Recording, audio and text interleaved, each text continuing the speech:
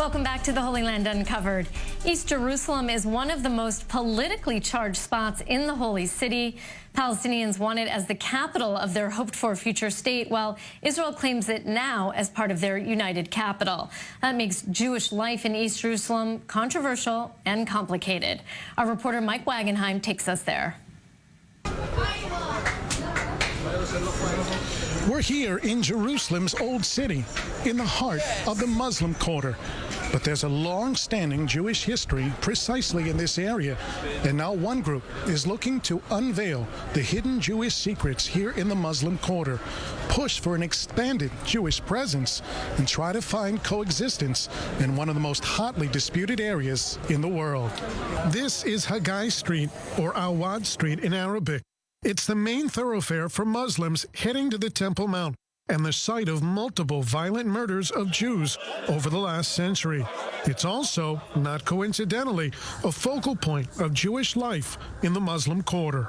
Bet Wittenberg is a Jewish house that was bought 150 years ago by Reb Moshe Wittenberg. But more than that, Mark Twain. This was once a hotel, the Mediterranean Hotel, and Mark Twain was sitting on the roof and writing his notes to the paper in America. And here now, we are now working very hard to build here a museum in Mark Twain's about Mark Twain's history in Jerusalem. Those writings by Twain in 1867, while staying in the former Mediterranean Hotel, were part of his seminal work, The Innocents Abroad, which painted a dire picture of the Holy Land, and some claim provided a prophetic vision of the modern influx of Jews and the birth of the State of Israel. The same Wittenberg house was the scene of controversy in 1987 when former Israeli defense minister and future Prime Minister Ariel Sharon purchased an apartment within the building.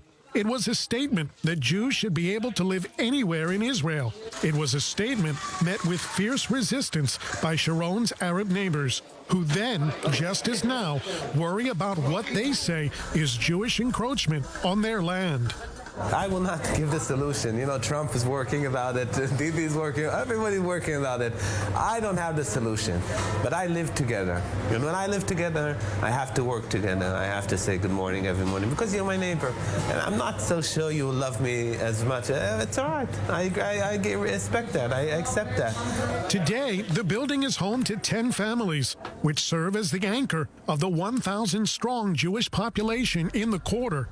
Those families reside behind secure doors, under constant and expensive police protection. But there's a more public and open presence as well, operating at all hours. We have to open a new shop that will have all the time, 24 hours a day, 7 days a week, Jewish present in the street. And you could come here at 3 o'clock in the morning, 5 o'clock in the afternoon, any time of day. The shop will be open.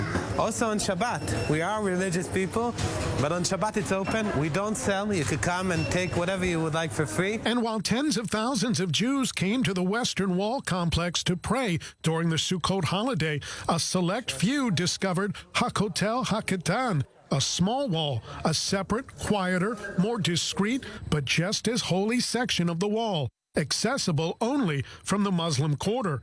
It was an area that came to light only during the excavation of the Western Wall tunnels.